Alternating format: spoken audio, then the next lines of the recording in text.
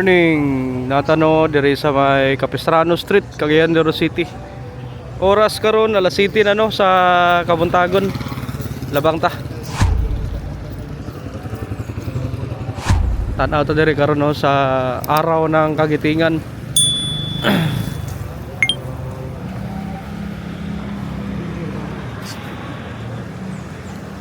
Muna yung giselebrar diri sa Cagayan de Oro City.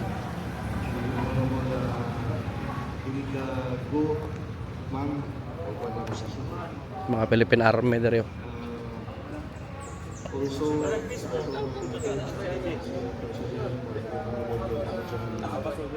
Kaniya rin nag-start. Sayo kayo.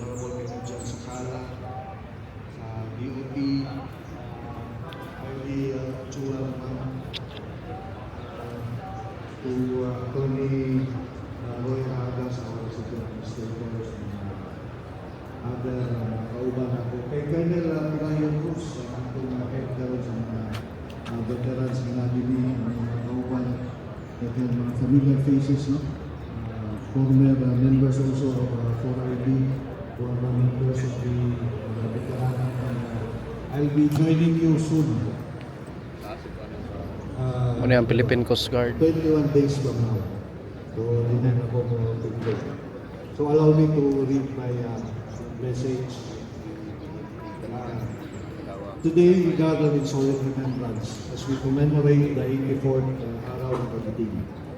April 9, we honor the bravery and sacrifice of the Filipino and American soldiers who stood their ground during joining today's Freedom March and wreath-laying ceremony. This march embodies the 76,000 Filipino and American soldiers who fought valiantly, endured the battalion day, the hardships endured by our heroes as they march. And through this wreath-laying ceremony, we offer more than flowers, but rather we offer our deepest respect and gratitude. This is precisely why it is important that Araw ng Kagitingan remains a non-working holiday. By setting this day apart from our daily routines, we are given the time and space to reflect, to remember, and to honor. It allows the entire nation, families, communities, and institutions to pause and reconnect with our history. Without this dedication, threats to our democracy and independence still persist. Rightly so, the current arena for warfare has not changed with highly advanced technology became March 4. A modern day war is one that's widespread in propaganda, counterintelligence, media censorship, and manipulation of public opinion. Possibly, with our role in multi-dimensional approach, as well as the involvement of different sectors of the society. Pagkahapon, we launched the caravan bungkag nilang kwan. Kung absent ka, right now, I am very happy to report that as of this moment, the main threat that the Joint Task Force Diamond is confronting is the security threat. And when I assume to mind the last Ceremonial last year, we are confronted with giving a task to neutralize, neutralize yung debate nito. Sa among mga in the military, when we talk about neutralization, neutralize, tulong na kasi, una is makapture, ikaduha, masurrender, o ikatulo, mamatay sa sakit. So muna na yung neutralize sa mga so muna sa among mga we will be 44 Ano to sila diri sa Tubangan? there is a celebration ng Araw ng Kagitingan because that is the least we can do to honor the sacrifices of the people, no? Na nauna kanamo both katong nauna na gyud and this to the veterans the least we can do to honor your sacrifices. Sir, si Colonel Cruz nag-uban yun nga ni Kapitan ako sa 4ID. And this is the least way we can show our gratitude for the services and the sacrifices you have given to the city, to our country. Maraming salamat ug maayong buntag kanatong tanan.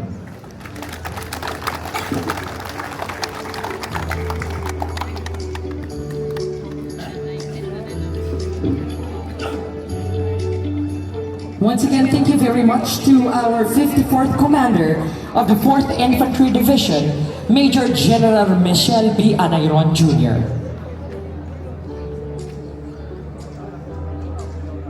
Now, in every commemoration, we always believe that we need to give recognition to where the recognition is due. So allow me to continue recognizing our dear dignitaries who are joining us this morning. We are joined by the headquarters company, 1001st Ready Reserve Infantry Battalion, together with Kagawad Marlintan, Kagawad Abel Alingawa, Kagawad Marigold Dumagot, Kagawad Irish Dihilya, and Kagawad Alif Cordova. From Vividet Industrial Authority, we have Ms. Anthea Zandra B. Viernes.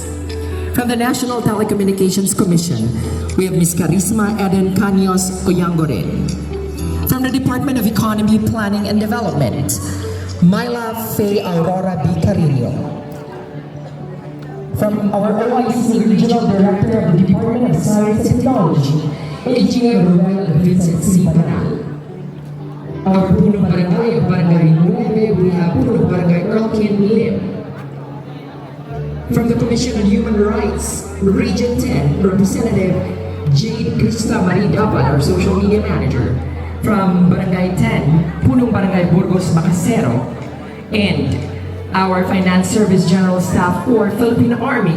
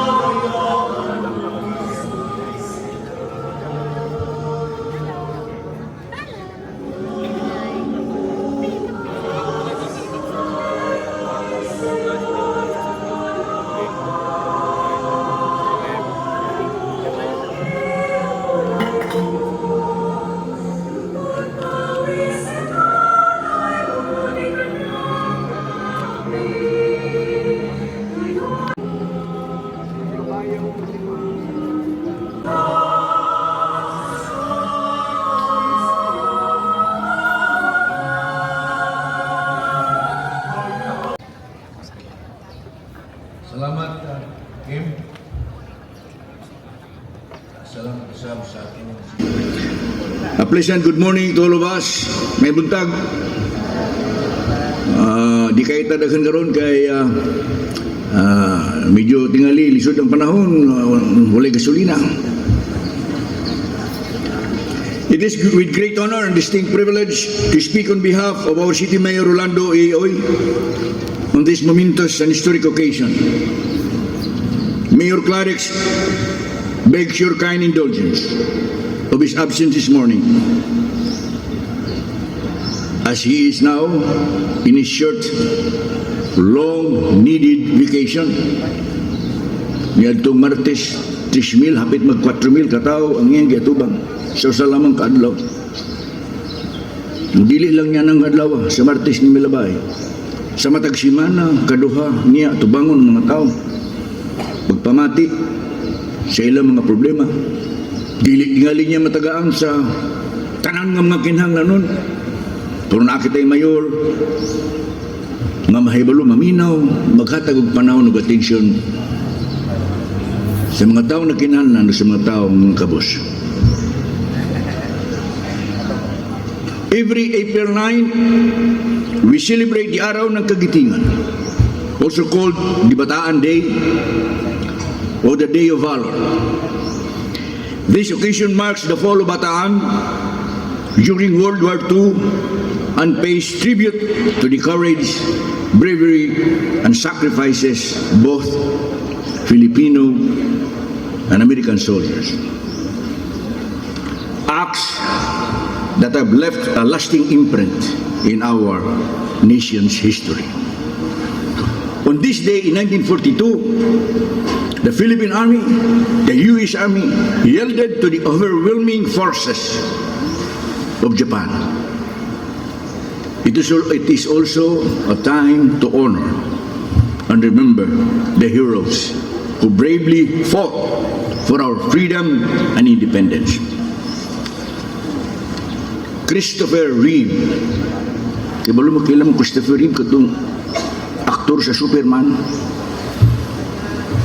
Butangan sa natul gamay sa Superman niya atong kan.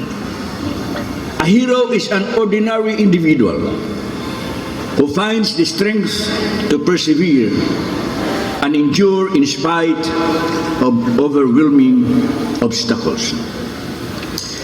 It is a powerful definition of heroism. But one may ask, where did our soldiers find such strength and perseverance? How did their courage turn into fearless resistance against a better armed, well-fed, well-supplied Japanese army? Was it for the medals? Was it for a place in history? Was it for recognition? For me, I don't believe so. When our soldiers fixed their bayonets and held their grounds, they were driven by a deeper purpose. And this purpose is the preservation and the protection of our way of life sa Filipino. Our values, our beliefs, our tradition, our national spirit, our destiny, our identity as Filipinos. For me, those were the reasons why they were so brave at the time. For these ideals, they willingly offered their lives for us, for those ideals, for their families, for their loved ones. Today, we honor them for their profound sacrifices. For it is the least, as Major General Anaron said, for this is the least that we can do. Today we face a different kind of battle, an internal conflict brought about by energy crisis. It may not be as grave as World War II, but if left unresolved, it could lead to serious consequences. This uncertainty can stir fear and frustration among our people, and we are reminded that hunger knows no law. This situation now calls on us to respond with focus and urgency. More than anything, it demands unity and purpose and determination. There is no place for division or blaming frenzy. The spread of fake news, which is all common today, only worsens the situation, creating confusion and often being used for political convenience. My friends, as it is said, there is time for everything. A time to live, a time to die. A time to come together, and a time to part. Today, more than ever, this is our stand to come together, to stand united as the dark clouds before us call for collective action and shared responsibility. In response to this challenge, our Mayor Rolando Clarix has laid out programs aimed at easing the burden on those affected by the energy crisis. Priority will be given to the transport sector. The City Council has just declared the city under state of energy emergency for the purpose of unlocking the calamity fund to help the poor, the most affected. The transport sector, persons with disabilities, OFWs, solo parents, farmers, and fisher folk. These groups will receive financial assistance, and we have started that, I think, yesterday. Financial assistance from the city government with additional support to follow as resources allow. At the same time, we will implement austerity measures within our local governance, reducing unnecessary travel, official travel. We will do that. Unnecessary travel will not be allowed. It could only be allowed if it is necessary and relevant to the office that you are serving. We'll also be monitoring the use of our supplies and the use of our vehicles. We will also closely monitor the prices of basic commodities and take action against those who seek to exploit the situation. Furthermore, we will engage with our oil suppliers to ensure a stable and sufficient supply. And this is only the beginning. In these trying times, we must remain united, guided by the hope, strengthened by courage, and sustained by resilience. And when everything returns to normal, as all crises eventually do, by the grace of God, there will be another time for politics. And that's the time that we will part. The season will come in its proper time. But today we stand together. We set aside our differences and work as one, united in pursuing a goal for the common good. Mabuhay ang Pilipinas, mabuhay ang mga veterans, mabuhay ang Cagayan de Oro, mabuhay ang katawan sa Cagayan de Oro, maayong buntag sa tanan. Attorney Edgar Ed S. Cabanlas.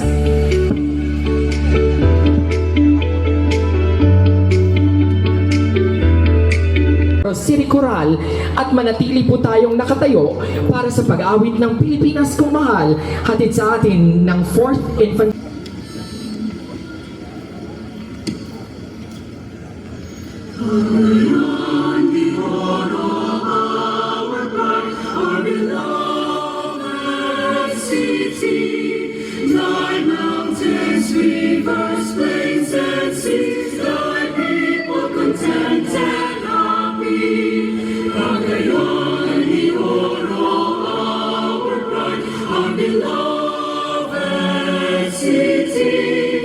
We are singing praises in our voice forever to thee, to thee. The gateway to the land of promise, great men of all for thy sake, inspiration. To serve you forever free, not holding brilliantly you'll find, not in verdant mountainous, but deep in hopes and hearts in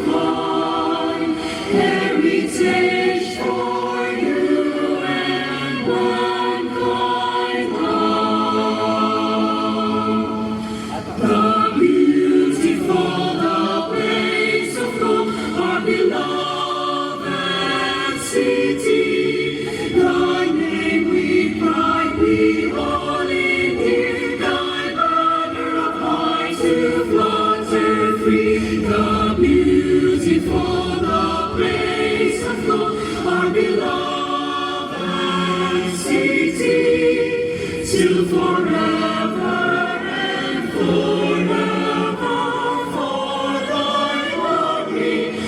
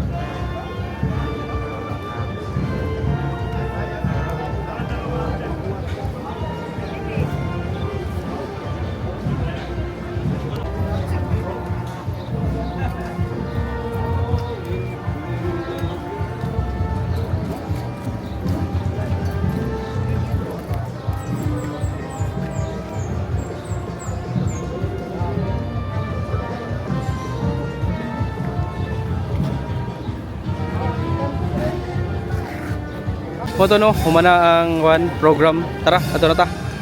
Mo ang Philippine Air Force.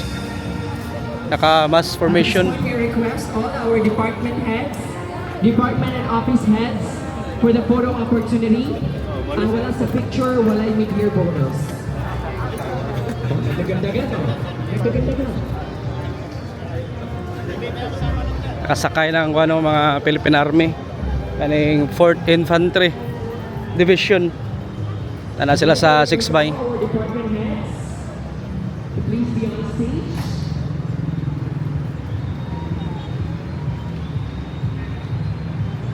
Yes. Joined by Tara, ito na ta. now from the city to the national Ivy Montero. And Harmony.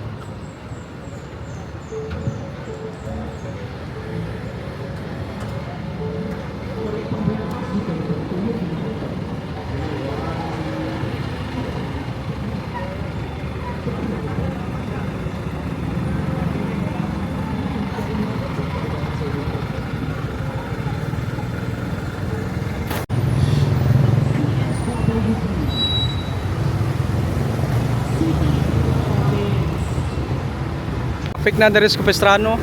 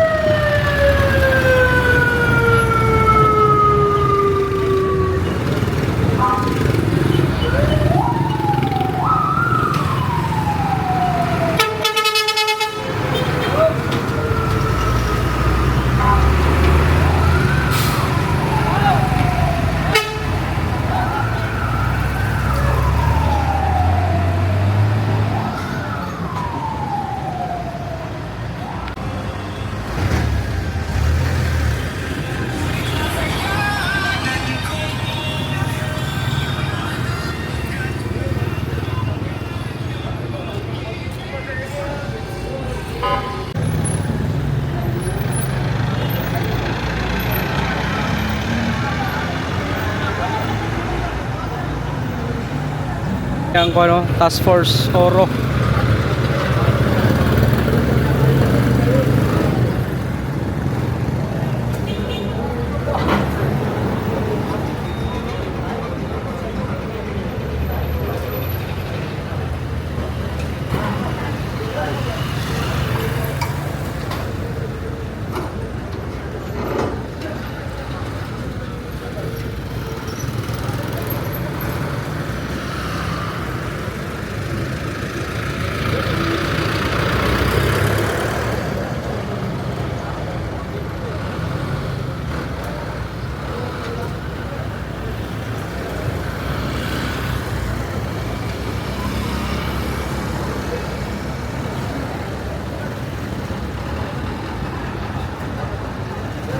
Okay, so mura to no.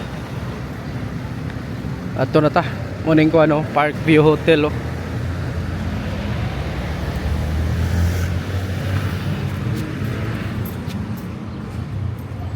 Ari tas ampe.